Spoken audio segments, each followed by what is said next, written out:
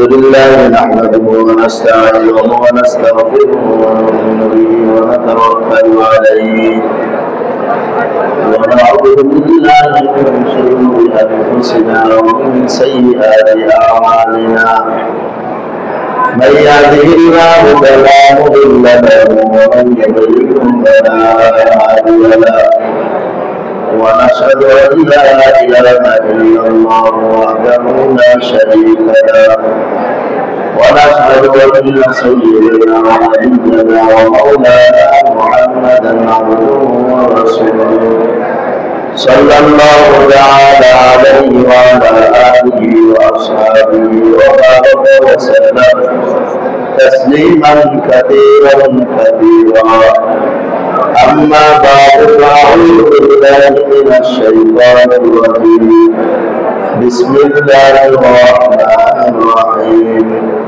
فذكر إنما أنت مذكر لست عليهم بمسيطر إلا من تولى وكفر فيعذبه الله العذاب الأكبر إن إلينا إيابهم ثم إن علينا حسابهم آمنت بالله صدق الله مولانا العظيم وصدق رسوله النبي الأمي الكريم ونحن على ذلك لمن الشاهدين والشاكرين والحمد لله رب العالمين سبحانك لا علم لنا إلا ما علمتنا إنك أنت العليم الحكيم اللهم صل على محمد وعلى آل محمد كما صليت على إبراهيم وعلى آل إبراهيم إنك حميد مجيد اللهم بارك على محمد وعلى آل محمد كما باركت على إبراهيم وعلى آل إبراهيم إنك حميد مجيد محترم الدين الآيات আল্লাহ রাব্বুল আলামিনের দরবারে শুকর দিন আমাদেরকে ইশারের নামাজের পর কোরআন কারীমের মজলিসে বসার তৌফিক দান করেছেন। শুকর আদায় করে আলহামদুলিল্লাহ। আসলে ঘটনা কিছুই না, ঘটনা হলো ইশারের নামাজের পরে দুয়ার আগে যে ঘোষণা হয়েছে তাফসীর হবে, আমাদের ওই ভাইয়ের বক্তব্য ছিল এটা নামাজের আগে হোক কিংবা আরো পরে হোক। আমরা যারা মাসবুক থাকে, অনেকে মাসবুক থাকে 2 রাকাত পায় না, 3 রাকাত পায় না, তো এই কারণে নামাজের সমস্যা। এই কথাটাও আমি জানাইছেন, মুয়াজ্জিন সাহেব বলছেন আপনার কমিটিকে জানান, এই কথা বেড়ে গেছে এতটুকু বিষয়।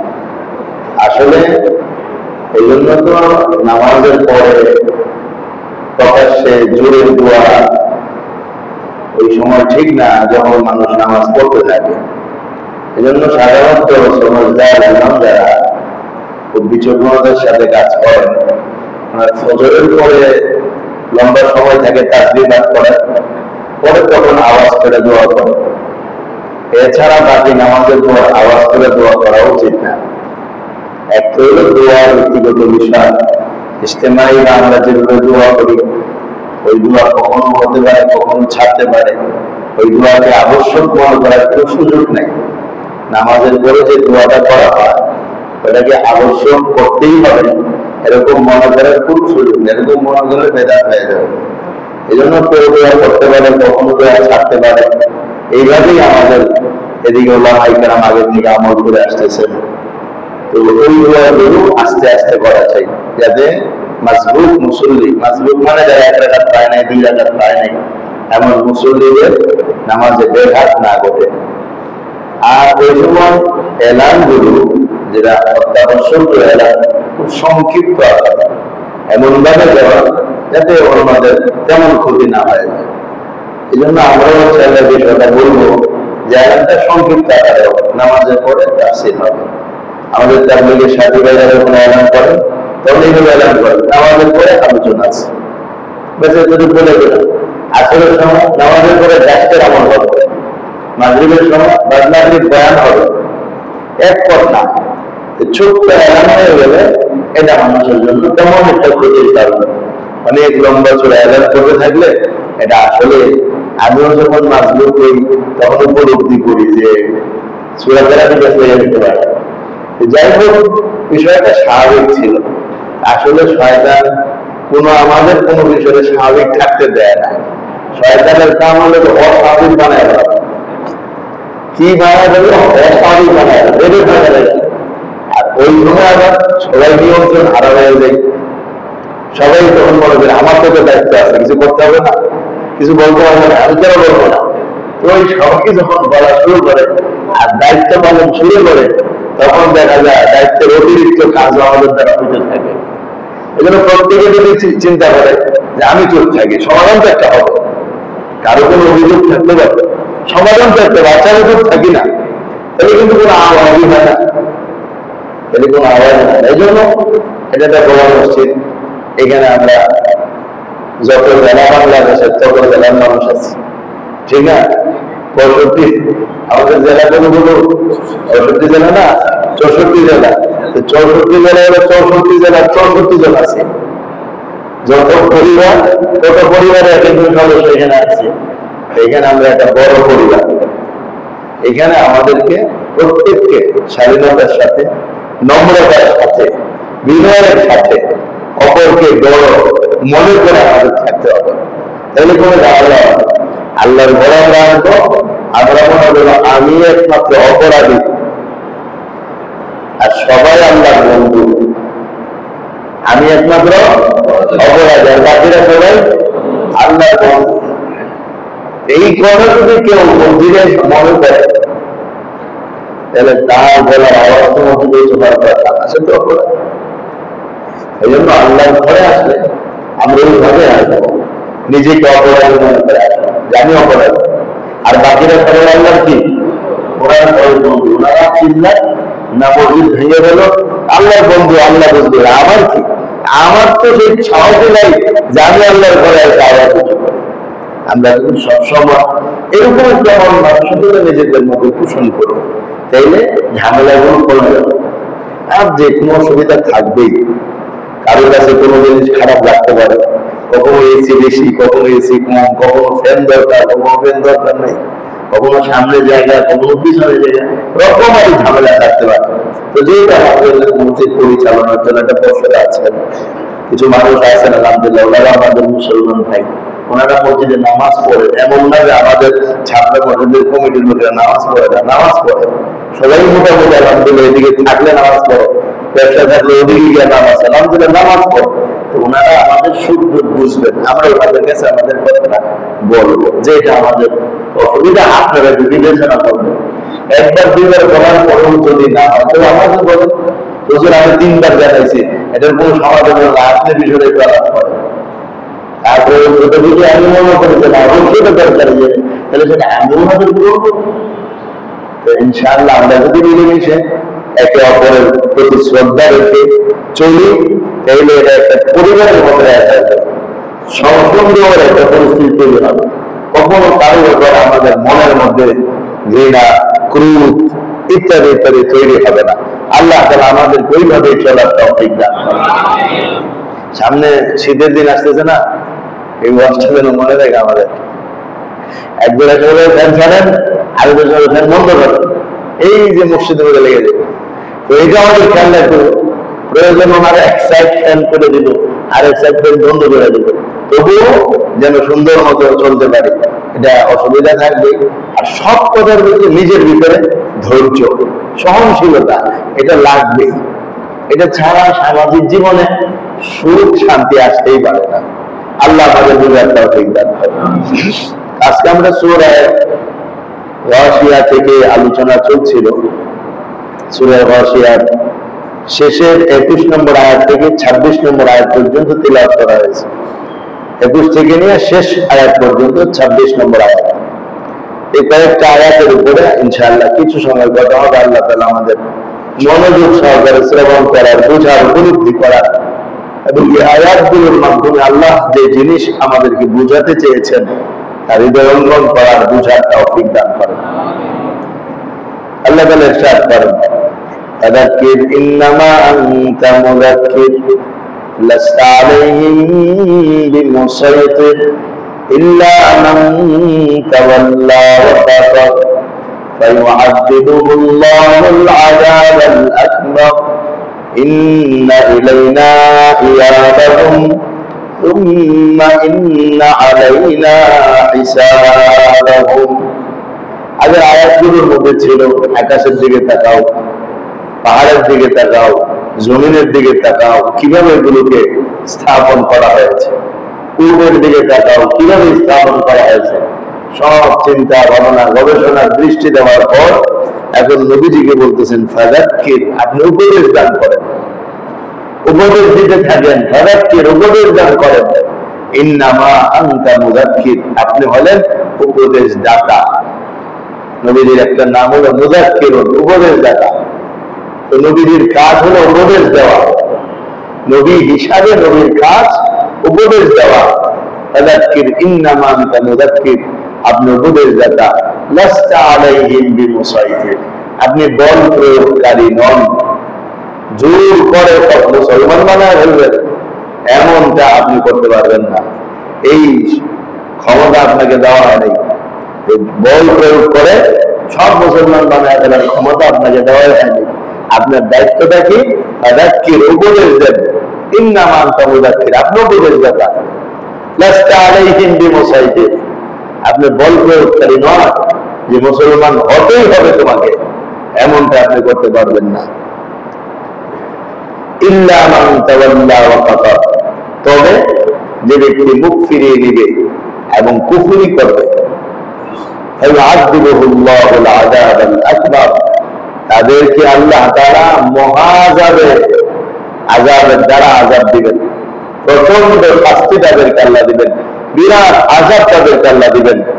ইন্না ইলাইনা ইয়াবাহুম, আমার নিশ্চয়ই আমার দিকেই তাদের প্রত্যাবর্তন। সুম্মা ইন্না আলাইনা হিসাবাহুম, অতঃপর আমার কাছেই তাদের হিসাব। তো আয়াতগুলোর মধ্যে সারাংশ যে কথাটা, সেটা হচ্ছে নবী আপনার কাজ উপদেশ দেওয়া, আপনি উপদেশ দিতে থাকেন। আপনি তাদের উপর বল প্রয়োগকারী নন ধর্মের ক্ষেত্রে।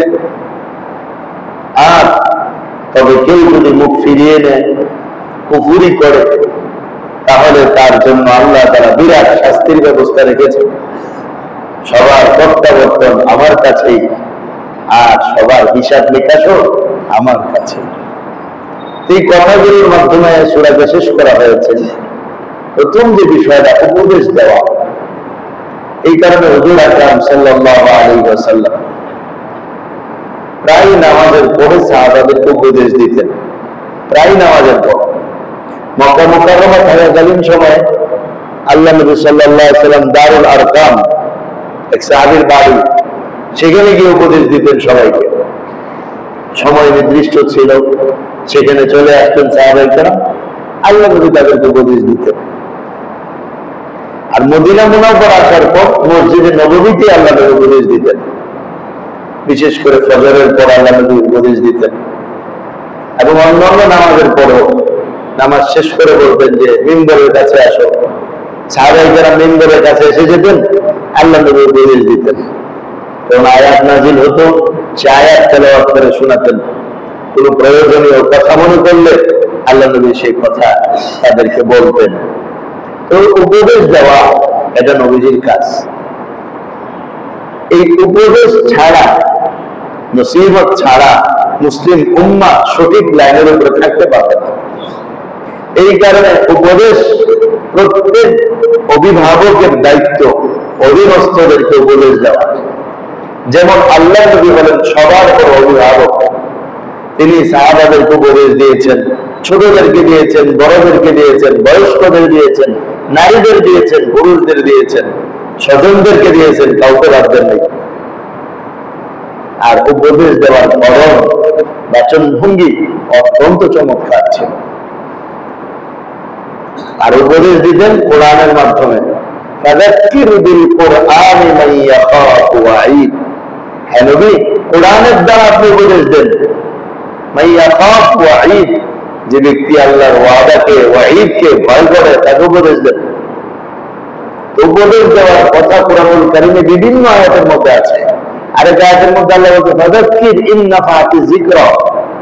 আপনি উপদেশ দেন, যদি মনে করেন যে উপদেশ দিলে কাজ হবে তাহলে উপদেশ দেন। উপদেশ দেওয়ার কথা আল্লাহ বারংবার কোরআনের মধ্যে বলেছেন। আর আল্লাহ নবী সাল্লাল্লাহু আলাইহি ওয়াসাল্লাম যখন যেটা মনে করতেন উপদেশ দান করতেন। এটা যদি নবীর কাজ হয় তাহলে নবীর ওয়ারিস যারা হবে উলামায়ে কেরাম, হক্কানি উলামায়ে কেরাম, তাদেরও জিম্মাদারি হলো উপদেশ দেওয়া। তাদের জিম্মাদারি উপদেশ দেওয়া। যখন যেটা অসঙ্গতি মনে করবে তখনই সেটা বলবে। নামাজের আগে অসঙ্গতি মনে করলে নামাজের আগেই উপদেশ দিতে পারবেন। নামাজের পরেও যদি মনে করেন নামাজের পরেও তিনি উপদেশ দিতে পারবেন। তবে ওই খেয়াল রাখতে হবে বিষয়গুলো। প্রয়োজনে অপেক্ষা করবেন, লোকজনকে বসতে বলবেন, তারপরে মানুষকে উপদেশ দিবেন। এখন এই উপদেশ এটা আমাদের মধ্যে আজকে অনেক কমে গেছে। দ্বীনের উপদেশ আর মুরব্বীরা সন্তানদেরকে দেয় না। বাবা মা সন্তানদেরকে দ্বীন উপদেশ দেয় না। বহু ফ্যামিলি আছে বাবা মা দ্বীনের কথা বলেই না ঘরের মধ্যে। আর এলাকার মুরব্বীরাও এলাকার যুবকদেরকে উপদেশ দেয় না, যার কারণে সমাজের মধ্যে দ্বীনি ক্ষতি ত্রুটি অনেক বেশি পরিলক্ষিত হচ্ছে। যদি সবাই এই উপদেশের উপরে আমল করত তাহলে এতটা খারাপ হতো না আজকের সমাজ যতটা খারাপ হচ্ছে। সামাজিক অবক্ষয়ের মূল বিষয়টাই হলো উপদেশহীনতা। কেউ কাউকে কিছু বলে না। না বলতে না বলতে পরিবেশটা এমন হয়ে গেছে, এখন মানুষ বলে আমার ইচ্ছা যা মনে চায় তারপর আপনার কি। আর এই বিষয়টাকে প্রমোট করার জন্য সংবিধানে ঢুকতে চাইছিল বহুত্ববাদ, কিন্তু সংবিধানে এটা ঢুকতে পারে নাই। এর অর্থ এই না যে বাংলাদেশের সংবিধানে আর জীবনে বহুত্ববাদ আসবে না, এর অর্থ এই না। এর অর্থ এবার বহুত্ববাদ সংবিধানে প্রবেশ করার জন্য একটু চেষ্টা করছে, পারে নাই, বিদায় থেমে গেছে। আরেকবার সংস্কারের নাম যখন আসবে তখন সে এমন জোরে ঢুকার চেষ্টা করবে যে আগের থেকে আরো কয়েক মাইল ভিতরে যেয়ে ঢোকার চেষ্টা করবে। একটা সময় সে সংবিধানের মধ্যে আসার পুরো ফাইনাল চেষ্টা করবে। আমাদের এই জিনিসটা খেয়াল রাখতে হবে। এই জাতীয় পচা নিকৃষ্ট গান্ডা উম্মতকে ধ্বংসকারী কোন শব্দ যেন আমাদের সংবিধানে না থাকে। কেন বহুত্ববাদের বিরোধিতা করলাম? বহুত্ববাদের মানেই হল আরেকজনের ধর্ম, কর্ম, সংস্কৃতিকে শ্রদ্ধা পোষণ করা। জি, আপনারটা ভালো, আপনি সমকামিতা করেন, হ্যাঁ এটা খারাপ না, ভালো, আপনারটা আপনি করেন, আমি করবো না, এটার না বলে বহুত্ববাদ। আপনি জিনা বিদেশের করে পয়সা কামান, বেশাবৃতি, আচ্ছা হ্যাঁ এটা ভালো, এটা ভালো, এটা রাষ্ট্রীয় স্বীকৃতি দিতে হবে, দিতে না আমাদের দেশে। এটা বহুত্ববাদের কারণে। তখন একটা ছেলে যদি অন্যায় করে রাস্তা, আপনি যদি তাকে উপদেশ দেন তাহলে সে বলবে যে না, আপনি আমাকে বলতে পারেন না, এটা আমার অধিকার। অথচ কোরআন বলতেছে ফাযাক্কির, নবী উপদেশ দেন, ইন্নামা আনতা মুযাক্কির, আপনি উপদেশ দেখা।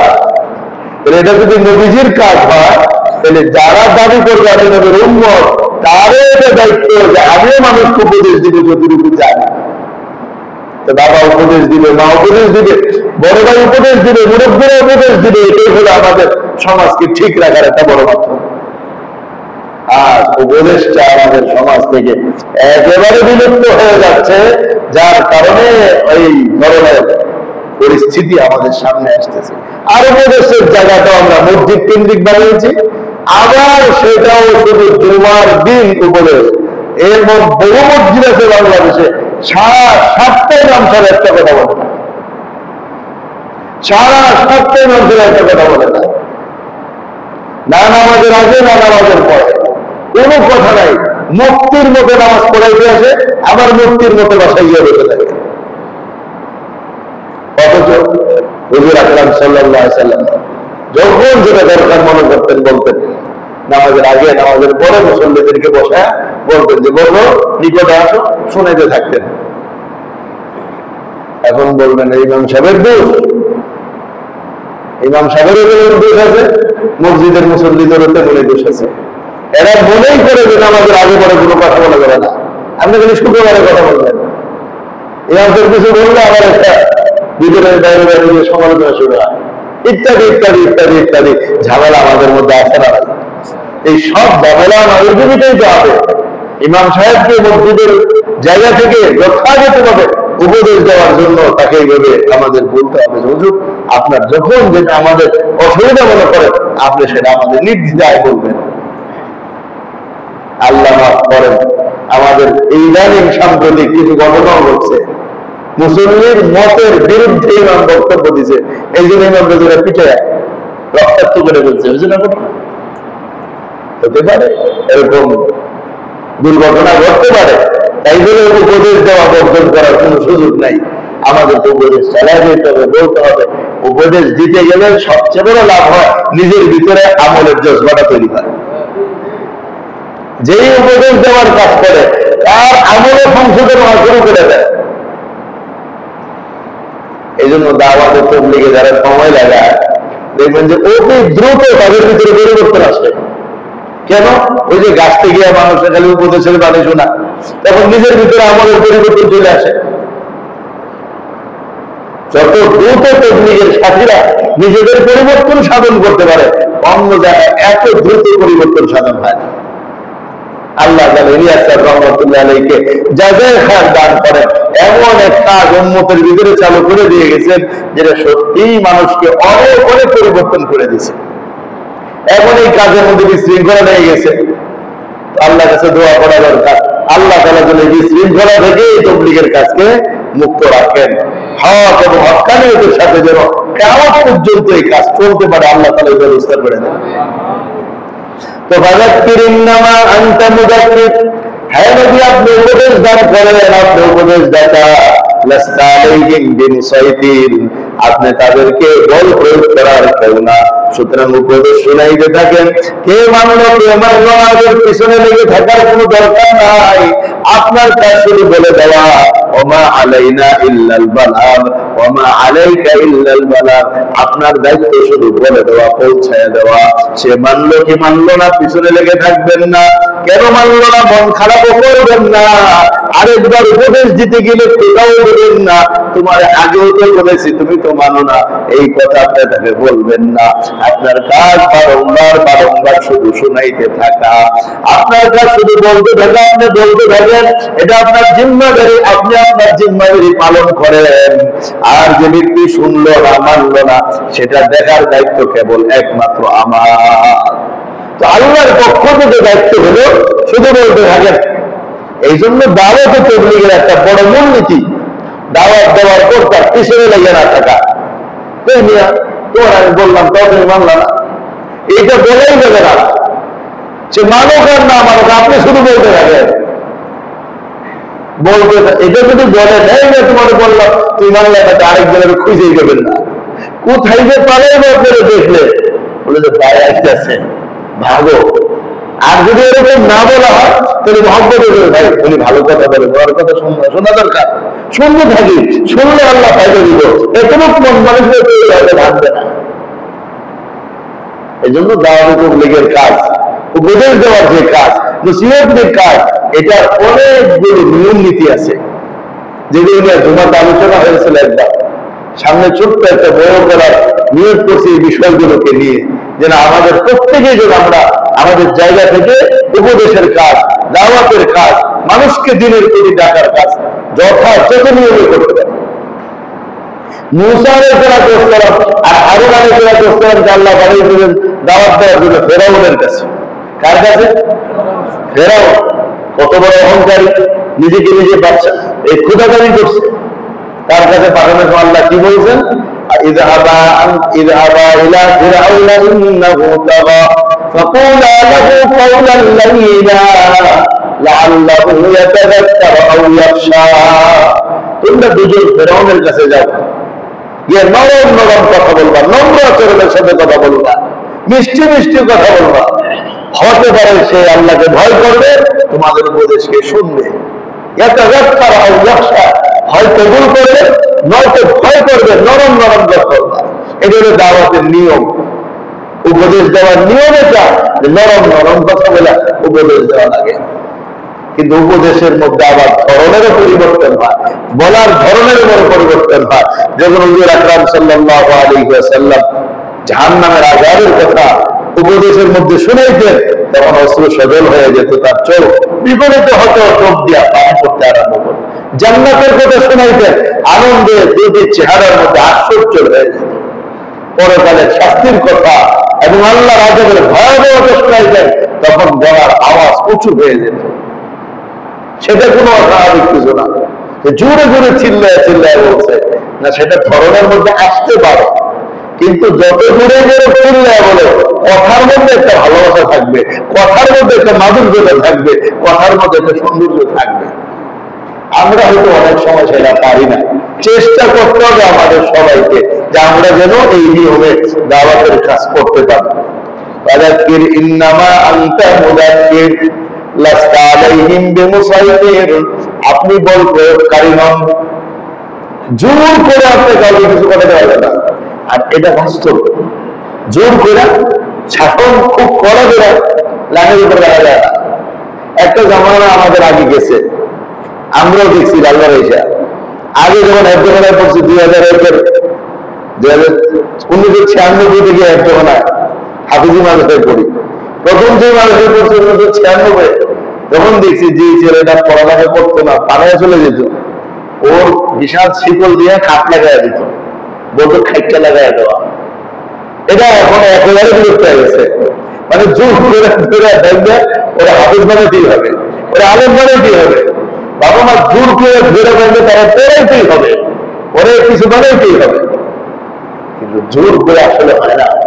মায়া ভালোবাসার দ্বারা যতটুকু হয়, ওই জোর করে তো কিছুই হয় না। এই জন্য দেখেন আল্লাহ কিন্তু ওইভাবেই নাযিল করলেন, লাস্তা আলাইহিম বিমুসাইতির, আপনি জোর করে কিছু করতে পারবেন না। আপনাদের দায়িত্ব আমি দিই নাই, আপনি নরম নরম মিষ্টি মিষ্টি কথা শুনে থাকেন, বলতে থাকেন। তবে এই যে আয়াত, এই আয়াতের মাধ্যমে ভিন্ন ধরনের স্বাধীনতা, এটা আবার এই আয়াত থেকে বলা যাবে না। আল্লাহই তো বলছে জোর করা যাবে না, এর মানে যার যে ধর্ম ইচ্ছা সে সেটা করবে, এটা আল্লাহ এখানে পরোক্ষভাবে অনুমতি দিয়েছে, নাউযুবিল্লাহ, এটা বলা যাবে না। আয়াতের তো দুইটা অর্থ নেওয়া যায়, একটা প্রকাশ্য অর্থ, একটা পরোক্ষ অর্থ। বাহ্যিক অর্থ, একটা পরোক্ষ অর্থ। এখন আল্লাহ যেটা বলছে লাস্তা আলাইহিম বিমুসাইতির, আপনি তাদেরকে বাধ্য করতে পারবেন না।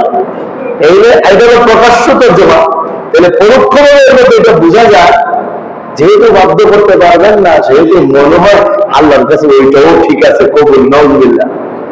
এই অর্থ পড়ে যাবে না। বরং অনেক মুসলমান যাদেরকে মানুষ সুশীল সমাজ নিজেদেরকে পরিচয় দেয়, এরা এই সমস্ত আয়াত থেকে তাদের বিকৃত চিন্তা ভাবনার দলিল পেশ করতে চেষ্টা করে। আপনি যদি গুগলে সার্চ করেন, বলছিলাম না গুগলে দুইজন মুফতি পাওয়া যায়, একজন এআই মুফতি, একটা কি যেন চ্যাটজিপিটি নাকি বলে, ওই যে দুই মুফতি আছে, এরা দুজন আপনার এই আয়াত দিয়ে আপনার ধর্মীয় স্বাধীনতা ইসলামে আছে এটা দলিল পেশ করবে। আমি সার্চ দিয়ে দিয়ে বলতেছি তো যে ধর্মীয় স্বাধীনতা ইসলাম দেয়, সব ধর্মের স্বাধীনতা ইসলাম স্বীকার করে, এটার দলিল এই আয়াত, নাউযুবিল্লাহ। না, এই আয়াত যদি এটা দলিল হইতে হয়, তাহলে পরবর্তী আয়াত আল্লাহ বলতেন না ইল্লা মান তাওয়াল্লা ওয়া কাফার ফায়ুআযযিবুহুল্লাহুল আযাবাল আকবার, এটা আল্লাহ বলতেন না। যেহেতু আল্লাহ ধর্মীয় স্বাধীনতা দেন নাই, ইসলামই মানতে হবে, জান্নাতে যেতে হলে ইসলামী আমল করতে হবে, আল্লাহকে পেতে হলে অন্য সব কিছু মিথ্যা এইটা যদি মিথ্যা না হইতো তাইলে স্বাধীনতা হইতো। আল্লাহ স্বাধীনতা দিয়েছেন বলতে এই বিষয়টা হলো আমি জোর করে বলা তোমার সামনে, আমি তোমার সামনে পথ খোলা রাখছি, এটাই সত্য পথ, বাকি সব মিথ্যা পথ। যতটুকু স্বাধীনতা আমরা বুঝি, এই স্বাধীনতার অর্থ এই না যা ইচ্ছা তা করো, কিছু বলবো না, বরং এটার অর্থ হলো যা ইচ্ছা তা করতে পারো, তবে কিন্তু মায়ের আছে শেষে। এটার নাম কি স্বাধীনতা? যা ইচ্ছা তা করতে পারো, কিন্তু আমার সিদ্ধান্ত আমার কিন্তু মায়ের আছে, এটার নাম কি স্বাধীনতা? স্বাধীনতাকে আমরা যখন স্বাধীন বাংলাদেশ ভোগ করি, যেভাবে সেভাবে চলতে পারি, রাষ্ট্রের বিরুদ্ধে কিছু না বললেই তো চলে, রাষ্ট্রের বিরুদ্ধে কিছু না বললেই চলে, এটার নাম কি স্বাধীনতা? নাকি আমরা একটা পরাধীনতা আছি? রাষ্ট্রের নিয়ম কারণের সামনে একটা দায়বদ্ধতা আমাদের আছে না নাই? কিন্তু আমরা ষোলো আনা স্বাধীনতা পারলাম না, আমাদের রাষ্ট্রের প্রধানও ষোলো আনা স্বাধীনতা পারল না। যদি ষোলো আনা স্বাধীন হইতো তাহলে আর কারো দেশ ছেড়ে যাওয়া লাগতো না, যা মনে হচ্ছে তা করতে পারো, কিন্তু তাকে কেউ করতে পারে? তাহলে বোঝা গেল দুনিয়াটাকে আল্লাহ ষোলো আনা স্বাধীনতা দিয়ে বানানি নেই, ষোলো আনা স্বাধীনতা আল্লাহ দিলেন জান্নাতে। ওয়ালাকুম ফিহা মা তাশতাহি আনফুসুকুম ওয়ালাকুম ফিহা মা তাদউন, বান্দা যা মনে চায় তা করো, কোনো কিচ্ছু বলা হবে না। তাহলে দুনিয়াটা স্বাধীনতার জায়গা না, স্বাধীনতার জায়গা আখিরাত, স্বাধীনতার জায়গা আখিরাত। ওটা আসতেছে। এই জন্য এই আয়াত থেকে ধর্মীয় স্বাধীনতা এটা কোনোভাবেই না। যদি স্বাধীনতা ধর্মীয় হতো তাহলে পরবর্তী আয়াতে আমাদের এই ধমকি আল্লাহ শোনাইতেন না। কি বলতেছেন? ইল্লা মান তাওয়াল্লা ওয়া কাফার, যে ব্যক্তি মুখ ফিরিয়ে নেবে এবং কুফরি করবে, আল্লাহর নবীর ওয়াজ শুনবে না, নসিহত কবুল করবে না। তাওয়াল্লা মানে মুখ ফিরিয়ে নেওয়া, নবীর উপদেশ মানল না, নবীর উপদেশ থেকে সরে গেল। ওয়া কাফার এবং কুফরি করলো, আল্লাহ অস্বীকার করলো, নাফরমানি করলো। আল্লাহ বলেন ফায়ুআযিবুহুল্লাহুল আযাবাল আকবার, আল্লাহ তাকে বিরাট শাস্তি দিয়ে লিপ্ত করে দিবেন, মহা আযাবে তাকে আল্লাহ গ্রেফতার করবেন। ছোটখাটো কোনো আযাব দিবেন না, বড় আযাবের মধ্যে তাকে পাকড়াও করবেন। আল্লাহর আযাব অনেক বড়, অনেক কঠিন। আল্লাহর আযাব আযাবান আলীমা, বেদনাদায়ক আযাব, এত বিশাল বড় শাস্তি আল্লাহ তাআলা দিবেন যেটা কোনোদিন মানুষ কল্পনাও করে না, যে এত শাস্তি হতে পারে, কল্পনাও করে নাই মানুষ। এরকম কঠিন আযাব আল্লাহ রেখে দিয়েছেন। যেন অন্য আয়াতের মধ্যে বলেন এটা তো দুনিয়ার আযাব, বলে আযাবুল আখিরাতি আকবার, আখিরাতে আযাব সবচেয়ে বড়। যেটা সহ্য করার জন্য যে বিশাল শরীর দরকার, ওই শরীর আল্লাহ বানিয়ে দিবেন। অন্তত পক্ষে আমাদের যারা জাহান্নামে যাবে মানব, তাদের শরীর অন্তত পক্ষে 250 মাইল প্রশস্ত হবে, শুধু শরীরটা, গুড়িটা। মক্কার মদিনার মাঝখানে যত বড় জায়গা, এত বড় জায়গার মধ্যে তারা বসবে জাহান্নামীরা। এক একটা দাঁত উহুদ পাহাড়ের সমান, 11 কিলোমিটার লম্বা হবে একটা দাঁত, জাহান্নামের দাঁত। কারণ জাহান্নামের আযাবটা অনেক কঠিন। এত কঠিন আযাব এই সাধারণ শরীরে, এটা মুহূর্তের মধ্যে পানি হয়ে যাবে। এই কারণে আল্লাহ তারা এত বিশাল বেদি বানায়, মানে জাহান্নামের মধ্যে নিক্ষেপ করবেন, যেটা ভালো করে আযাব নিতে পারে। আশ্চর্য তথ্য আমি একটা বইয়ের মধ্যে বলছি সূর্যের অবস্থা সম্পর্কে, যে যেই জিনিসটা আমাদের দুনিয়াতে 1 কেজি ওজন, ওইটা সূর্যের মধ্যে 28 কেজি ওজন। যে জিনিসটা আমাদের দুনিয়াতে 1 কেজি ওজন, ওইটা চাঁদের মধ্যে 1 কেজির 6 ভাগের কম ওজন। আর এটাই আবার সূর্যের মধ্যে 28 কেজি ওজন। আমাদের দুনিয়ায় যে আকর্ষণ শক্তি, সূর্যের আকর্ষণ শক্তি 28 গুণ বেশি, চাঁদের শক্তি আরো 6 গুণ কম। সামনে প্রত্যেকে যখন চিন্তা করে দেখলাম, সূর্য পুরোটা আগুনের তৈরি, ওর ভিতরে এত আকর্ষণ বেশি কেন, আর ওজন 1 কেজিটা 28 কেজি হয় কেন? তাহলে আমাদের নবীজি বলে গেছে জাহান্নামে আল্লাহ যাবে দিবেন, এরকমই রাখবেন, আরো বড় বানায় দিবেন। এই বিজ্ঞানীরাই তো আবিষ্কার করে বের করে ফেলছে যে এখানে করে 1 কেজি ওটা সূর্য 28 কেজি, এখানে করে 1 মণ ওটা সূর্য 28 মণ। তো এখানে কি একজন এত সূর্যের বিশাল বড় আগুনে টিকতে পারবো না ওই আগুনের ভিতরে? বিজ্ঞানীদের থিওরির মধ্যে তো বেরিয়ে আসছে এত বড় বিশাল ঘটনার কথা, যেটা তৎকালীন সময়ে সাহাবায়ে কেরাম তো এটা চোখ বন্ধ করে বিশ্বাস করছেন। আর আমাদের বিশ্বাসের জন্য আল্লাহ তাআলা বিজ্ঞানের দরজা খুলে দিয়ে বুঝাই দিয়েছেন, দেখ তোদের বিজ্ঞানীরা যারা বিধর্মীরা বানাইছে তারাও স্বীকার করে সূর্যের মধ্যে গেলে 28 গুণ হতে হয়। আমার দুষ্ট আমার ভাইরা, আখিরাতের আযাব বিরাট বড় আযাব আমাদের জন্য অপেক্ষা করতেছে। তো এই জন্য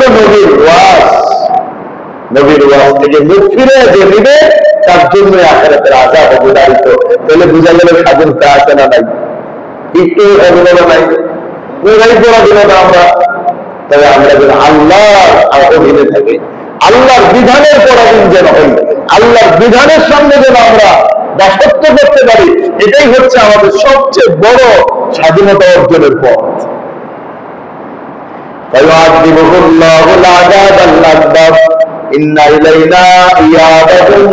নিশ্চয় আমার দিকে তোমাদের প্রত্যাবর্তন। আমরা সবাই কার দিকে ফেলে যাবো? আল্লাহর দিকে ফিরে যাবে। এই কথাটা আমরা আমাদের দিলের ভিতরে বসাই, আর যা করতেছি এই সব কিছু নিয়ে আমি আল্লাহর কাছে ফিরে যাব। আমার গন্তব্য আল্লাহ। আমি কবরে গেলে মাটি হয়ে যাবো এরকমটা না, আমি শেষ হয়ে যাবো আর না, আমার কোমর যেরকম হবে তাও না, আমাকে একদিন কবর থেকে বের করেই হবে।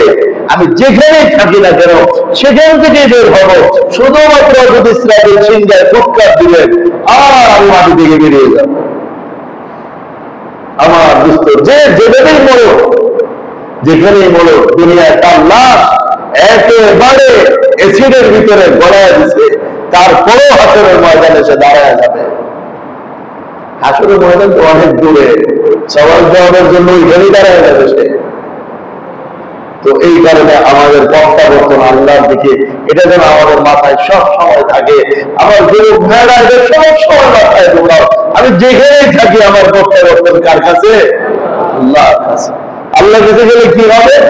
ইন্না আলাইনা হিসাবাহুম সুম্মা ইন্না আলাইনা হিসাবাহুম। অতঃপর আমার কাছেই হবে তাদের হিসাব। হিসাব নেবেন সারা জীবনের হিসাব, সারা জীবনের হিসাব নেবেন। এক পা নাড়ানোর ক্ষমতা থাকবে না আমাদের, হিসাব না দিয়া এক পা নাড়ানোর ক্ষমতা থাকবে না। আর হিসাবও কি? সব হিসাব লিখিত আকারে আমার কাছে আবার দিয়ে দেওয়া হবে। এই নয় তোমার জীবনের সমস্ত আমল ধরো। ইকরা কিতাবাক ওয়া কুল্লু ইনসানিন আলজামনাহু তাইরাহু ফি উনুকি ওয়া নুখরিজু লাহু ইয়াওমাল কিয়ামাতি কিতাবান ইয়ালকাহু মানশুরা। ইকরা কিতাবাকা কাফা বিনাফসিকা ইয়াওমা আলাইকা হাসিবা। আল্লাহ বলেন কুল্লু ইনসানিন আলজামনাহু, প্রত্যেকের গলার মধ্যে আমি আমলনামা ঝুলায়া দেব, আমলনামা ঝুলায়া দেব। আর আমলনামা গলার মধ্যে খালি এইভাবে আসবে না, কারো আমলনামা ডান হাতে আসবে, কারো আমলনামা বাম হাতে আসবে, কারো আমলনামা জহরিহি পেছন দিয়ে আসবে, এরপরে এসে গলার মধ্যে ঝুলবে। আর কি বলবেন? এ করো কিতাব, পড়ো তোমার কিতাব, কাফা বিনাফসিকা ইয়াওমা আলাইকা হাসিবা। আজকে তুমি নিজেই তোমার হিসাব নেওয়ার জন্য যথেষ্ট। এই জন্য আমার বুঝতে হিসাবের দিন আমার সামনে আসতেছে। অডিট করাই না সরকারি, কত অডিট অডিট বলে না, আমার জীবনের অডিট হবে, একদিন হবে। এই জন্য এখন থেকে হিসাব করি।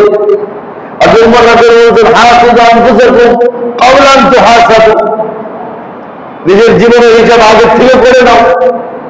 এই জন্য আমাদের আল্লাহওয়ালাদের একটা আমল, ঘুমাইবার আগে রাত্রেবেলা 5 মিনিটের জন্য হলেও বন্ধ করা বিছানা একটু ভাবা, আজকে সারাদিনে কি করলাম, কতগুলো ভালো কাজ করলাম, কতগুলো মন্দ কাজ করলাম, এটা একবার হলে বিছানার মধ্যে ভাবা দরকার। এই ভাবনা আমাদের জীবনটাকে সংশোধন করে দেবে। আর ভাবনা ছাড়া জীবন, আমাদের জীবনে সংশোধন আসবে না। এই জন্য রাতের বেলা এইভাবে একটু করা, অথবা দিনের বেলা এইভাবে একটু করা, এটাকে আমাদের তাসাউফের পরিভাষায় বলে মুরাকাবা। কি বলে? মুরাকাবা, ধ্যান করা। এই ধ্যান শব্দটা আবার কোয়ান্টাম মেথড নিয়ে নিছে, নিয়ে আবার মানুষের ঢোকা দেওয়া শুরু করছে। আসছিল ভালো কাজের নিয়তে, এখন একটা ধর্ম প্রচারের কাজ শুরু করে দিচ্ছে। এটা কোয়ান্টামের কাজ না ধর্ম প্রচার করা। আপনারা যদি কেউ কোয়ান্টামের সাথে সম্পৃক্ত থাকেন, আল্লাহর রাস্তায় ছুটে যান।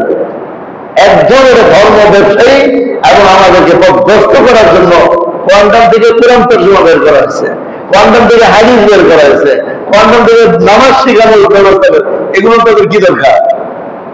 তাদের দরকার ছিল যেটাই খুঁজি সেটাই যাবো, যা মনে চায় তা খাবো, ফ্রেশ রাখবো নিজেকে, এই সমস্ত চিন্তা চেতনা নেয়া। তারা মানুষের মন খুঁজে রাখার কথা। ধর্মীয় অঙ্গনে তাদের প্রবেশ করার অধিকার কে দিল? এরা কি আলেম? এরা কারো কাছে কোরআন শিখছে? তাহলে এই সমস্ত কাজের করার দরকারটা কি? আল্লাহ আমাদের মাফ করেন। যারাই আছে দেখে এই দেশের মানুষ ধর্মের কথা বলে মানুষ একেবারে চুপচাপ হয়ে যায়, দ্বিতীয় কোনো কথা বলে না, এই কারণে সবাই ষড়যন্ত্র করে ধর্ম নিয়ে। আমার ভাই, হিসাব করা দরকার প্রত্যেকের নিজের জীবনের, যে আমি আসলে কি করতেছি, আমি আল্লাহর কাছে কি হিসাব দেব। যদি আমরা প্রত্যেকেই রাতের বেলা হোক দিনের বেলা হোক একটা সময় 5 মিনিটের জন্য মুরাকাবা করি, চিন্তা ভাবনা করি যে আল্লাহ আমার আজকে সারাদিন হয়ে গেছে, আচ্ছা ভালো কাজগুলো হলে আলহামদুলিল্লাহ, মন্দ কাজ করে দেখে ইন্নালিল্লাহ আস্তাগফিরুল্লাহ করে যদি আমরা আমাদের জীবনের প্রতিদিনের ভাউচার গুলো ঠিক রাখি, হাসরের ময়দানে হাজারো ভাউচার আসলে কিছু হবে না, ভয়ের কোনো কারণে নাই। কারণ আমি তো প্রতিদিন হিসাব মিলে গেছি, আর প্রত্যেকটা গুণের কারণে আস্তাগফিরুল্লাহ পড়ে গেছি। আল্লাহ আমাদের সবাইকে তৌফিক দান করেন। সুম্মা ইন্না আলাইনা হিসাবাহুম, অতঃপর আমার কাছে তোমাদের হিসাব। এই হিসাবটা যদি না থাকতো আমার দোস্ত, তাহলে পেরেশানি থাকতো না। সিদ্দিক আকবর রাদিয়াল্লাহু তাআলা আল্লাহর নবীর পরেই যার মর্যাদা ছিল, ওই সিদ্দিক আকবর রাদিয়াল্লাহু তাআলা কখনো কখনো বিচলিত হয়ে বলতেন, হায় যদি আমি একটা খড়কুটা হইতাম, হায় যদি আমি ওই প্রাণীদের মধ্যে একটা প্রাণী হইতাম, তাহলে হয়তো গাছ টাছ খাওয়া শেষ হয়ে যেতাম, ওই খড়কুটা যেমন শেষ হয়ে গেছে আমিও শেষ হয়ে যেতাম, কিন্তু আমার তো একদিন হিসাব আছে, আমার আল্লাহর কাছে আমার হিসাব দিতে হবে। ওই চিন্তাটাই বিমূর করে দিতেন, ওই হিসাবের চিন্তা মন নষ্ট করে দিত, ওই হিসাবের চিন্তা জীবনের বিলাসিতাকে নষ্ট করে দিত, ওই হিসাবের চিন্তা দুনিয়াদারিকে থামায় দিত। লেকিন দোস্ত, আমার আপনার ভিতরে হিসাবের চিন্তা আসে না বিনা ঘুমের পরে ঘুম হতে থাকে, দুনিয়াদারির পরে দুনিয়াদারি হইতে থাকে, আখিরাতের কোনো ফিকিরে আমাদের আসে না। আমার সিস্টেম ঘুমের আগে অন্তরে 5টা মিনিট মোড়াকড়া করা চাই, নিজেও করবো, বিবিকেও বলবো, তুমিও মোড়াকড়া করে দেখো আপনি সারাদিন কি করছো, ওদের মেরে মোড়াকড়া, ভালো কিছু করলে আলহামদুলিল্লাহ, মন্দ করার জন্য আস্তাগফিরুল্লাহ করা যাবে না ইনশাআল্লাহ। এই আমলটা আজকে নিয়ে অন্তরে রাখতে, প্রতি রাতে ঘুমের আগে একটু হিসাব করবো নিজের জীবনের, ভালো কাজের জন্য আলহামদুলিল্লাহ করতে থাকবো, মন্দ কাজের জন্য আস্তাগফিরুল্লাহ করতে করতে ঘুমায় থাকবো ইনশাআল্লাহ। এইভাবে যদি আমাদের জীবনটা চলে, আল্লাহ তাআলা আমাদের জীবনের মধ্যে কামিয়াবি দান করবেন, দুনিয়া এবং আখিরাতে আমাদের উপকার হবে।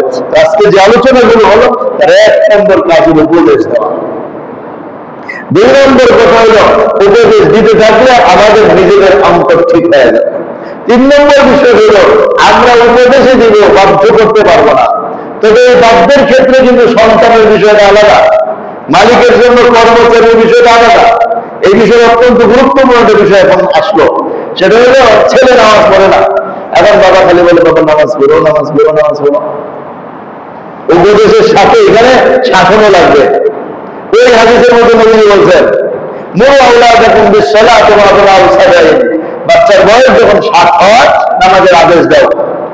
ওয়াদরিবু আলাইহা ওয়া আবনাউ 20, 10 বছরের নামাজ না পড়লে মাইল লাগাও। আমাদের নবী বলে গেছেন, তাহলে বোঝা গেল দুধের মধ্যে আছে, বাড়াবাড়ি করা যাবে না, বাধ্য করা যাবে না।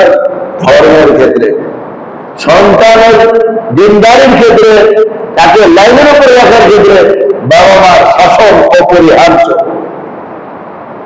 এক হাদিসের মধ্যে আছে, লা তারফা আনহুম আসাকা আদাবান, সন্তানদের উপর থেকে শাসনের লাঠি সরাবা না, সন্তানদের উপর থেকে শাসনের লাঠি সরাবা না, অর্থাৎ ঘরের মধ্যে শাসনের লাঠি তুলে রাখতে হবে, যাতে অন্তত ছেলে মেয়েরা বাচ্চারা এখনো বয়স লাঠি চাপটা কখনো এটা মার দেয়, দৌড়ে দেখে যাওয়া লেগে দেয়।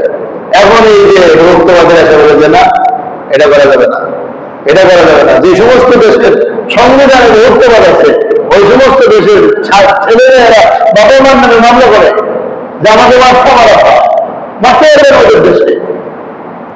আল্লাহ আমাদের মাফ করেন, এই জাতীয় সংস্কৃতি আমাদের দেশে আসলে আমরা ধ্বংস হয়ে যাবো সব।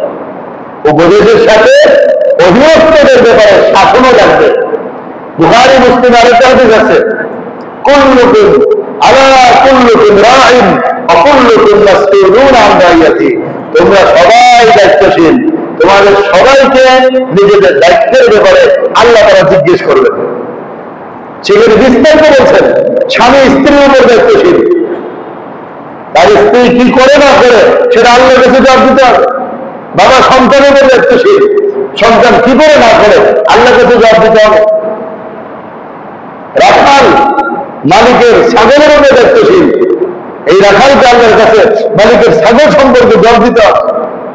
রাষ্ট্রপ্রধান জনগণের উপর দায়িত্বশীল, এই জনগণের ঈমান আমল হেফাজতের ব্যাপারে রাষ্ট্রপ্রধান কি করলো সেটা আল্লাহর কাছে জবাব দিতে হবে। এইভাবে প্রত্যেকের দায়িত্ব পালন করছেন রাসূল সাল্লাল্লাহু আলাইহি ওয়াসাল্লাম। আর এই দায়িত্বের পরিমাণটা হলো উপদেশও দিতে হবে, শাসনও করতে হবে।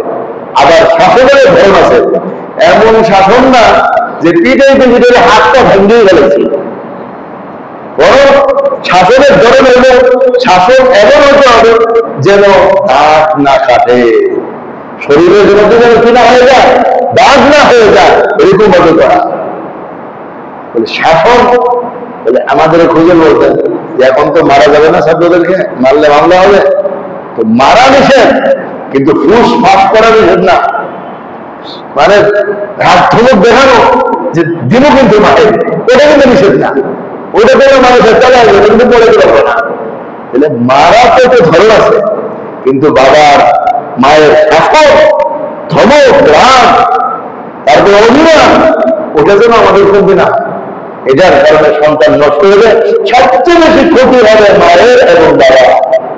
এই জন্য আমাদের নবীজি সাল্লাল্লাহু আলাইহি ওয়াসাল্লাম সবকিছু বুঝাইছেন। এই যে বাধ্য করা যাবে না ধর্মের ক্ষেত্রে, কিন্তু কোনো বাবা মার সন্তান যদি কাফের হয়ে যায় তাহলে সে বুঝাতে থাকবে তাদেরকে, বুঝাতে থাকবে তাদেরকে। আল্লাহ আমাদের বুঝার তৌফিক দান করেন। আগামী শুক্রবার জুমার নামাজের পর বাচ্চাদেরকে নিয়ে যে মজমাটা হয় এটা হবে ইনশাআল্লাহ। জুমা এলান করতে মনে ছিল না, প্রত্যেক ইংরেজি মাসের শেষ শুক্রবারে বাচ্চাদেরকে নিয়ে জুমার নামাজের পরে মজমা হবে। আমরা আমাদের ছোট বাচ্চাদেরকে তথা 6-7 বছরের উপরের থেকে আমরা আমাদের বাচ্চাদেরকে আনতে চেষ্টা করবো। একদম 12, 13, 14, 15 বছরের ছেলেরাও থাকবে, এমন একটা পজিশন মেহনত হয় আলহামদুলিল্লাহ। অল্প 10 মিনিট 5 মিনিট কিছু দিনই কথা তাদের সাথে মুজাকারা করা, শেয়ার করা, তবে তাদের মেজাজটা দিনের সাথে লেগে থাকে। আল্লাহ আমাদের তৌফিক দান করেন। আর আলহামদুলিল্লাহ মাহফিল হয়েছে, চমৎকার মাহফিল হয়েছে, অনেক ভাই খুব প্রশংসা করছেন, অনেক দাবিও করছেন যেন সামনে এরকম আরো মাহফিল করা হয়। আলহামদুলিল্লাহ আল্লাহ তাআলা তৌফিক দিয়ে আরো ব্যবস্থা হবে। আর আমরা যে একটা ব্যানারে কাজ করতেছি দাওয়াত সুন্নাহ বাংলাদেশ, এটার মধ্যে এটা একটা উদ্দেশ্য যে আমরা মসজিদে মসজিদে ইসলামী মাহফিল করবো। আশেপাশে কয়েকটা মসজিদ আলহামদুলিল্লাহ হয়েছে, আরো সামনে হবে। আরেকটা বিষয় আছে আমাদের, সেটা হলো বিভিন্ন দুর্গম এলাকা আমরা ফ্রি মেডিকেল, ফ্রি চিকিৎসা ক্যাম্প করে থাকি। আগেও 3টা মেডিকেল ক্যাম্প হয়েছে। ইনশাআল্লাহ কালকে শনিবারের পরের শনিবার আমরা একটা ডেট ঠিক করেছি এয়ারপোর্টের পশ্চিম পাশে, ঢাকা এয়ারপোর্টের পশ্চিম পাশে। ওইখানে এরকম আসলে আমাদের জানা ছিল না, তো আমাদের এক সাথী এখানে মাদ্রাসায় পড়ছে, তিনি বললেন যে আমাদের এলাকা অনেক গরিব এলাকা। আরে বলো তোমরা এয়ারপোর্টের সাথে দেখো, কোন ওই জায়গায় অনেক গরিব, আপনার গেলে দেখবেন। ওইখানে আসেন, ডাক্তার টিম নিয়ে আপনারা আসেন, আমাদের ফ্রি মেডিকেল করেন, মানুষের ঔষধ দেন, মানুষের অনেক প্রয়োজন আছে এলাকার মধ্যে। আলহামদুলিল্লাহ আমরা ভিজিট করছি 27 তারিখ পরে, সেটা সামনের শনিবারের পরের শনিবার ইনশাআল্লাহ আমরা আমাদের এই দাওয়াত সুন্নাহর পক্ষ থেকে ফ্রি মেডিকেল ক্যাম্প করবো ইনশাআল্লাহ। আপনারা যদি কোনোভাবে আমাদের সাথে শরীক হতে চান তাহলে সেটা আমাদেরকে বলতে পারেন। সেটা এখানে কতগুলো বিষয় আছে। এক নম্বরে আমাদের আসা যাওয়ার একটা ব্যবস্থা লাগে, ডাক্তারদের কাছে নিয়ে যাবে, ওদের গাড়ির ব্যবস্থা হইতে হয়। 2 নম্বরে হলো এখানে ঔষধ দিতে হয়, ঔষধের কিছু ফিকির করতে হয়। হ্যাঁ, তো এই বিষয়গুলো মূল বিষয়।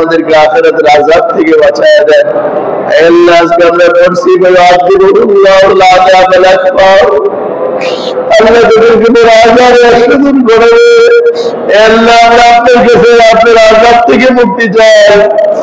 আল্লাহ আমরা আপনার কাছে আপনার শাস্তি থেকে বাঁচতে চাই। আল্লাহ আমরা আপনার কাছে আপনার শাস্তি থেকে বাঁচতে চাই। আল্লাহ আমরা আপনার কাছে আপনার শাস্তি থেকে বাঁচতে চাই। আল্লাহ আমরা আপনার কাছে আপনার শাস্তি থেকে বাঁচতে চাই। আল্লাহ আমরা আপনার কাছে আপনার শাস্তি থেকে বাঁচতে চাই। আল্লাহ আমাদেরকে বাঁচায় দেন। আল্লাহ আমাদেরকে বাঁচায় দেন। আল্লাহ আমাদেরকে বাঁচায় দেন। আল্লাহ আমাদের মাফ করে দেন। আল্লাহ আমাদের মাফ করে দেন। আমাদের ভাই বোনেরা, পাড়া প্রতিবেশী, বন্ধু বান্ধব, আমাদের স্ত্রী, আমাদের সন্তান, সবাইকে মাফ করে দেন। সবাইকে মাফ করে দেন। সবাই যদি রাজি খুশি হয়ে যান, কারিম সবার মধ্যে রাজি খুশি হয়ে যান, ওর মধ্যে রাজি খুশি হয়ে যান। আল্লাহ আল্লাহ আপনি আমাদের প্রতি দয়া করেন। আল্লাহ আমাদেরকে দ্বীনের খিদমতের জন্য কবুল করেন। আল্লাহ আমাদেরকে দ্বীনের খিদমতের জন্য কবুল করেন, দ্বীনি কাজের জন্য কবুল করেন। আল্লাহ বিধর্মীরা সেবার নামে মুসলমানদের ঈমান ধ্বংস করার ষড়যন্ত্র করে। আল্লাহ সত্যিকারের দ্বীনের নামে সেবা করার তৌফিক দান করেন। আল্লাহ আমাদেরকে সত্যিকারের আপনার নবীর আদর্শ নিয়ে আগে দেওয়ার তৌফিক দান করেন। আল্লাহ আপনার নবীর আদর্শ নিয়ে আমাদেরকে আগে বাড়ালেন। আল্লাহ আসমানের জমিনে तमाम बला मुसीबत থেকে হেফাজত করেন। আল্লাহ আসমানের জমিনে तमाम बला मुसीबत থেকে হেফাজত করেন। আল্লাহ আসমানের জমিনে बला मुसीबत থেকে হেফাজত করেন। এই গরিব এই জলজাল ইকরাম শরীয়তপুরের এক জায়গা পদ্মা নদী ভাঙতেছে, মানুষের ঘর বাড়ি অনিরাপদ হয়ে গেছে, সারা জীবনের অর্ধেক ঘর বাড়ি। আল্লাহ আপনি তাদের ঘর বাড়িকে হেফাজত করেন।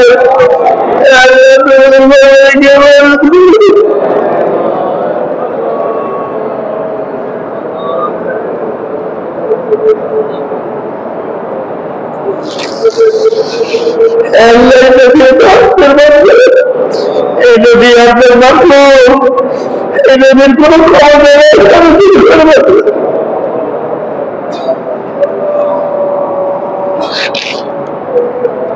নদীর কোন ক্ষমতা নেই মানুষের টাকা বাঁচার, নদীর কোন ক্ষমতা নেই কিচ্ছু যেটা